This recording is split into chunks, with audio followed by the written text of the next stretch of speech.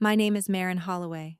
I'm 41 years old, and for the last 6 years, I was the one who drove 40 minutes every Sunday to change my grandfather's bandages, balance his checkbook, and sit with him in the workshop while he sanded down chair legs he no longer had the strength to lift. At his funeral, my Aunt Sondra found me by the coat rack, pressed a small white envelope into my hand, and said, loud enough for every cousin in the church hall to hear, "Pop wanted you to have this. $1. So you'd know he didn't forget you." She smiled the way she smiles when she's already decided she's won. Bless his heart. He always did have a sense of humor. Inside the envelope was a single dollar bill, folded into quarters. What Sondra didn't know was that 3 years before he died, my grandfather had sat across from a woman named Adele Brennan in a small office that smelled of old paper and signed a document she would read aloud that very afternoon. The dollar in my hand felt like the final word on what this family thought I was worth. By the end of the day, every person in that room would learn they'd read me wrong. Before I tell you what happened when the lawyer called my name, do me one small favor: hit like and subscribe. It helps more than you know. And drop your city and the time where you're watching in the comments. I love knowing where you're all listening from. Let me take you back 6 years, to the first Sunday I started showing up. My grandfather, Walter Holloway, built furniture for 51 years out of a cinder block workshop behind his house on Linden Road. Dining tables that outlasted marriages. Rocking chairs. Cradles for half the babies born in the county between 1970 and the day his hands quit. He used to say, "A chair was a promise. You build it so the person who sits in it 40 years from now never thinks about whether it'll hold." His hands knew wood the way some people know music. By the time I was 41 and he was 83, those hands shook too badly to hold a chisel, and that was where I came in. There were 4 of us grandchildren. My cousin Brett, Sondra's son, was the golden one, loud, handsome, the kind of man who arrives at Thanksgiving with a story about a deal that almost closed and a watch he can't quite afford. My cousin Trevor lived 2 states away and called on the holidays that mattered to his image. My youngest cousin, Danny, was 19, quiet, mostly invisible at the family table the way I had been invisible at her age. And then there was me, the divorced one, the bookkeeper for a plumbing supply company, the one who drove a Corolla with 190,000 miles on the odometer and a check engine light I'd learned to ignore. In our family, you were measured by what you brought to the table, and what I brought, in Sondra's accounting, was a reminder that not every Holloway turned out the way she'd have liked. Sondra ran the family the way some women run a charity board, with hugs, casseroles, and an iron grip on who deserved what. She decided who hosted Christmas. She decided whose news got celebrated and whose got a sympathetic pat. When I told everyone I was getting divorced, she patted my arm at dinner and announced, to the table, "Well, not everyone's built for the long haul, are they?" Then she turned and asked Brett about his new boat. The boat got 15 minutes. My marriage got a pat. I learned a long time ago to do the dishes without being asked, and to keep my own needs small enough to carry quietly out the door. So when Pop's neighbor called one March evening to say he'd fallen reaching for a coffee mug and couldn't get up off the kitchen floor, I didn't call a family meeting. I didn't post about it. I just got in the Corolla and started driving out on Sundays. The Sundays became Wednesdays too, then most evenings. Nobody else offered. When I gently raised it once, Sondra said she had her hands full with Brett's wedding planning. Trevor sent a card with a gift certificate to a restaurant 90 minutes from Pop's house. Danny was 19, and not allowed, I think, to want to help. The workshop is where Pop and I actually talked. He'd sit on the stool I'd reinforced for him with an extra brace, and I'd sweep cedar shavings into the dustpan, and he'd tell me things he never said at a dinner table in his life. How he'd lost his first shop to a fire in 1974 and rebuilt it board by board with money he didn't have. How he'd buried my grandmother on a Tuesday and gone back to work on a Wednesday because his hands didn't know what else to do with grief. how he'd never once trusted a handshake that came too easy. "You know what's wrong with this family, Marin?" he said one evening, the light going gold and grainy through the sawdust. "They confuse what a thing is worth with what they can sell it for. Your Aunt Sondra's looked at this house like a price tag since the day your grandmother passed. She thinks I don't notice. I notice everything. I just stopped saying so. I told him not to talk like that. I told him the family loved him." He just shook his head and ran his thumb along the grain of a board he'd never finish. "There's a difference between being loved and being counted on to die at a convenient time." He looked at me.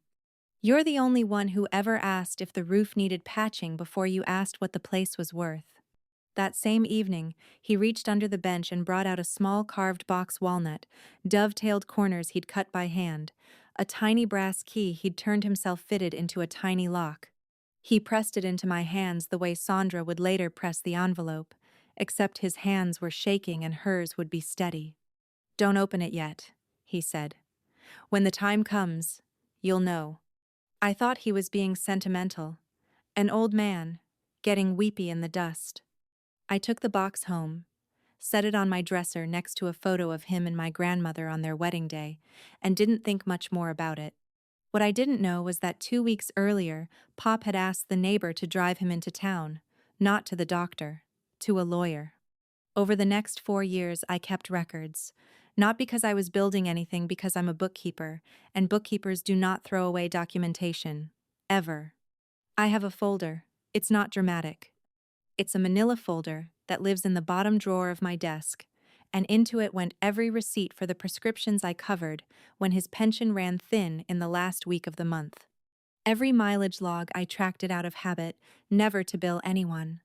The $800 invoice from the day his water heater died, which I paid and never mentioned to a soul. The text from Sondra in year 3. "Can you handle Pop's Medicare paperwork? You're good with that boring stuff." The only text Brett ever sent me about his own grandfather, in year 4. "Hey, is the old guy still driving? Asking BC, the truck's gotta be worth something." I didn't keep these to make a case. I kept them because somewhere around the second year, I realized I was the only person in this family keeping anything at all. No one else was writing any of it down, because no one else was there. The hardest one to file came that winter. I'd brought Pop to Sondra's for Christmas, wheeled him in, got him settled in the good chair, fixed his plate the way he liked it, dark meat, no gravy touching the beans.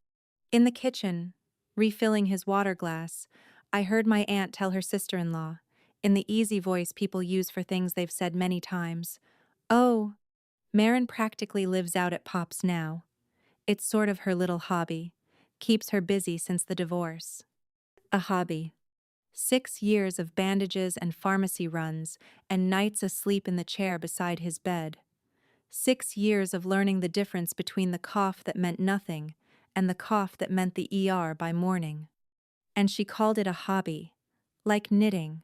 Like something I did to fill the hours because no man wanted them. Halfway through dinner, Sondra stood and gave a toast about family taking care of family, and everyone raised a glass, and not one person looked at me.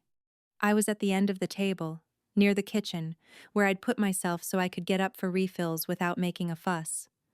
Later, in the car, Pop took my hand. His grip was still surprisingly firm. "I see you," he said into the dark. "Even when they don't. Don't you ever forget that I saw you." If you've ever been the one who shows up and never gets thanked for it, the one they call a hobby, tell me in the comments. I read every single one. 3 months before he died, Pop's health turned for the last time, and a woman I'd never met started coming to the house. Adele Brennan, estate attorney. Early 60s, silver hair, reading glasses on a beaded chain she let hang at her chest. She'd arrive some afternoons while I was there, sit with Pop in the front room, and they'd talk low over a folder I was never shown. The first time, I stood up to give them privacy. Pop waved me back down. "Stay. You'll be glad you stayed." Once clearing their coffee cups, I caught the tab of that folder, a single word in Pop's blocky carpenter's print, recorded, underlined twice. I didn't know what it meant. I didn't ask. I had bandages to change, and a prescription to collect before the pharmacy closed, and a man I loved who was running out of evenings. The last week, when he could barely get a sentence out, Adele caught me in the driveway as I was leaving. She put a business card in my hand, Brennan and Pace, attorneys at law, and said something I wouldn't understand until the funeral. Your grandfather set things in order a long time ago, Marin. When the family gathers, you be there. No matter what anyone hands you at the door. She held my eyes a beat longer than was comfortable. He was very specific about the timing. Trust the timing. I asked her what she meant. She just squeezed my arm the same way Pop did got in her sedan, and drove off down Linden Road. Pop died on a Tuesday, just before dawn, with my hand in his and the workshop key in his other one. He'd asked me to put it there the night before. I didn't understand that either. Not yet. The funeral was the following Monday, and Sondra ran it the way she ran everything: the flowers, the hymns, the order of the eulogies, the catered platters in the church hall after. She gave the main eulogy herself. She spoke about the man who held this family together, about the legacy he left us all. And when she said the word us, her eyes went to Brett, standing in his good suit by the window, checking his phone. I sat in the third row. I didn't give a eulogy. Nobody asked me to. I'd written one anyway, 3 pages, in the workshop the night before, and it stayed folded in my coat pocket through the whole service, right next to the truth I didn't know I was carrying. By the time the reception thinned out, the room had emptied down to the people who counted in Sondra's arithmetic: her, Brett, and his new wife, Trevor in from out of state, Danny hovering near the dessert table where teenagers hover, and Adele Brennan, standing quietly by the door in a gray suit, holding a leather briefcase, watching the room the way you watch a clock you know is about to strike. I saw Sondra notice her. I saw something flicker across my aunt's face, not quite recognition, more like a man who hears a sound in his house at night and decides it was nothing. Then she crossed the room toward me with that smile, and that was when she handed me the dollar, and said the thing about Pop's sense of humor, and the cousins laughed their soft, uncomfortable laughs. I looked at the dollar folded in my palm. I didn't raise my voice. I've learned that silence does more work than anything I could say in a room full of people who are used to being agreed with. I folded the envelope, slid it into my coat pocket beside the eulogy no one heard, and said, "Thank you for telling me." Then Adele Brennan stepped forward from the doorway. "Before everyone leaves," she said, "I'll need a few minutes." Mr. Holloway left instructions to be read with the family present. "It won't take long." She set her briefcase on the long folding table where the casserole dishes had been. "Marin, he asked specifically that you stay." Sondra arranged the chairs herself, of course. She put Brett at the front. She put me near the kitchen door, where I always ended up. Then she sat, folded her hands in her lap, and gave Adele a gracious, hostessy nod, the nod of a woman who fully expects to be confirmed. Before Adele could open the briefcase, Sondra raised one hand. "I think we can keep this simple." She drew a folded document from her purse, creased, official, with a blue legal backing, and set it on the table like a winning card laid face up. "Daddy's will. From 2009. I've kept a copy for years. It divides everything evenly among the heirs." She let that settle, then went on, warm and certain, already moving furniture in her head. "As his only living child, I'll handle the house. Brett gets the truck, he's always wanted it, and Pop would have liked that. We'll list the Linden Road property in the spring. The market's good right now. Marin, there'll be a little something for you out of the proceeds. For all your—" She paused, found the word help. "We're not heartless." She smiled around the room. "See? No need to drag lawyers into family business." Brett nodded along. Trevor studied his shoes.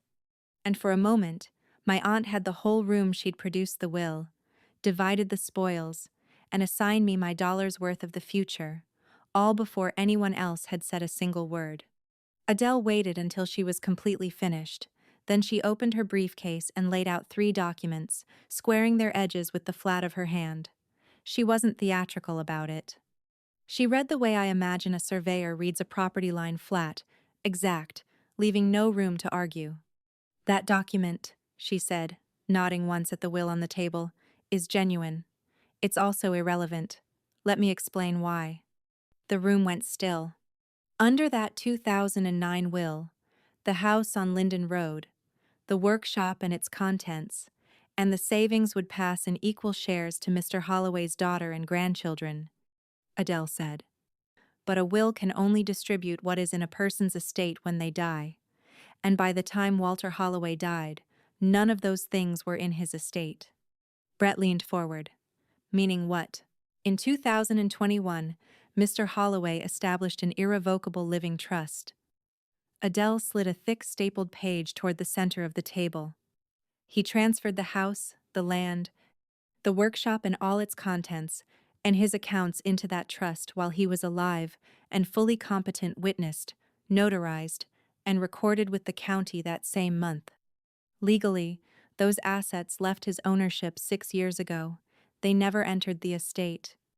They cannot pass through the 2009 will. And they cannot be contested as a bequest, because nothing was bequeathed. There was nothing left to bequeath. Recorded under what name? Brett's voice had changed. Under the Holloway Family Trust. Adele turned, for the first time, fully to me, with a single named beneficiary and successor trustee. A pause. Marin Eleanor Holloway. I heard my aunt's breath go out of her. The total value, Adele continued, in the same even tone, between the property, the workshop, and the accounts, is approximately $410,000. Nobody moved. The fluorescent light hummed over the folding table and the leftover platters. I sat very still near the kitchen door, the dollar bill still folded in my coat pocket, and I understood at last what trust the timing had meant. Sondra's voice came out tight and thin. That's not possible. My father would never. He was confused at the end. That woman, she pointed at Adele, manipulated a sick old man into signing away his own family's inheritance. Adele did not flinch. The trust was executed in 2021. Your father lived 3 more years after that, lucid, sharp, and reaffirmed it in writing twice, once in front of his physician, who signed a statement of capacity. I have all of it here. She set down a second page without raising her voice. And Mr. Holloway anticipated this exact objection. He left a letter, to be read aloud in this room. May I? No one stopped her. Sondra's mouth opened and closed. Adele unfolded a single page, and I recognized the handwriting before she read a word, the loose, tired cursive of a man whose hands shook. To my family, she read. If you are hearing this, then Sondra has most likely already handed Marin $1. I asked her to do exactly that, years ago, and reminded her again last Christmas. I wanted to see, even from where I am now, whether this family would treat my Marin the way I have always known they would, the moment they believed there was no money on the table. Sondra's face drained of all its color. Marin is the one who patched my roof before she ever asked what the house was worth. She is the one who showed up on the Sundays, and then the Wednesdays, and then every night at the end. The rest of you measured me in dollar signs from the day your mother died. I am not punishing anyone. I am simply giving what is valuable to the one person who knew the difference between value and price. Take care of the workshop, Marin. It took care of me first. Adele lowered the letter and looked around the table. The $1, she said quietly, was his test, not his gift. For a moment, no one spoke. Then everyone did. Sondra stood, her chair scraping the linoleum. I'll fight this. I'll hire my own attorney. We'll have him declared incompetent.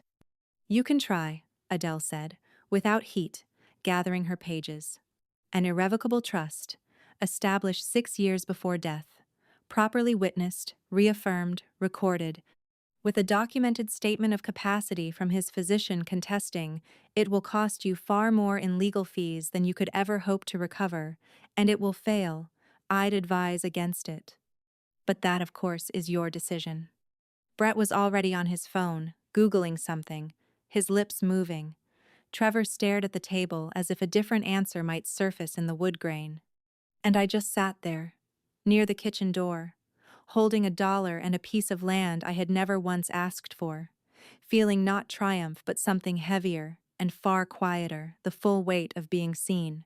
Finally, completely, by the only person who ever truly had, and he was gone. It was Danny who broke the silence. My 19-year-old cousin, the invisible one, the one who hovered at dessert tables, stood up from her corner and crossed the room to where I sat. She didn't look at her aunt. She didn't look at Brett. She looked at me. "You took him to every appointment," she said, and her voice wobbled and then steadied. "I used to see your car at his house when Mom sent me out to grab something for her. Every Sunday." I never said anything because I was... She glanced once at Sondra, then back, because I was scared of how it would go. "But I saw it too, Marin. I saw you. I'm sorry I never said it out loud. I should have." I took her hand. It was cold, and a little shaky. "You were a kid, Danny," I said. "You're saying it now. That counts more than you know." "Can I?" She swallowed. "Can I come see the workshop sometime? Pop showed me how to sand an edge once, years ago. I never forgot it. The way he made it sound like the most important thing in the world." "Anytime," I said. "I mean that. Anytime at all. If someone you loved ever quietly prepared something to protect you, something you didn't find out about until they were already gone, I want to hear about it. Tell me in the comments below. Those are the ones that stay with me." I didn't gloat. There's no winning when the prize is the absence of the person you'd hand it all back to keep for one more Sunday in the sawdust. Sondra didn't contest the trust in the end. Adele had been right. The legal fees alone would have buried her, and the case would have gone nowhere against a physician's signed statement and 6 years of recorded paperwork. The noise died down the way noise always does. Brett unfollowed me on everything, which I only learned because Danny mentioned it. Trevor sent a card, a sympathy card, weeks late, with nothing written inside but his name. I learned the rest in pieces, mostly through Danny, who started texting me and then started visiting. Sondra had been counting on the house. She'd already, it turned out, half promised the proceeds to cover Brett's wedding debt and a down payment on the boat's bigger replacement. None of that was mine to fix, and for the first time in my life, I let something in this family go unfixed. I kept the house. I kept the workshop exactly the way Pop left it, the reinforced stool by the bench, the unfinished board still clamped where his hands had quit, the cedar shavings I never quite swept up after the last evening. That summer, I moved out of my apartment and into the house on Linden Road, and the first night, I sat on the back step and watched the light go gold through the open workshop door, and I let myself cry for a long while. Not a collapse. Just an overflow I'd been carrying for 6 years and had never once set down. The accounts I mostly left alone, but I took a small portion of them and started something. A free Saturday woodworking class, beginners, mostly kids, out of Pop's shop. Danny comes every week now. She's getting good at dovetails. She has his patience, it turns out. She just never had anywhere to put it. I framed Pop's letter and hung it over the workbench, and I taped the dollar bill to the bottom corner of the frame, folded back into its quarters.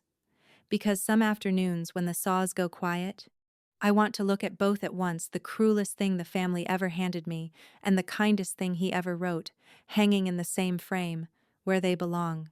So here is what I want to say to you. If you're listening, and you feel like nobody in your family sees what you carry, your worth was never the dollar amount they assigned you. The people who measure you by what you can give them are reading the wrong column. And sometimes the person who truly sees you planned for you years ago, quietly, in an office that smelled of old paper, and trusted you to keep showing up when there was nothing in it for you. A quiet verdict doesn't have to be loud to be final. That's my story. If it made you feel something, anger, or relief, or maybe just a little less alone, then it did what I hoped it would. Here's my question for you. If you could leave one thing to the one person who truly saw you, what would it be, And who would you leave it to? Tell me below. I read every single one. Subscribe if you haven't yet, and I'll see you in the next one.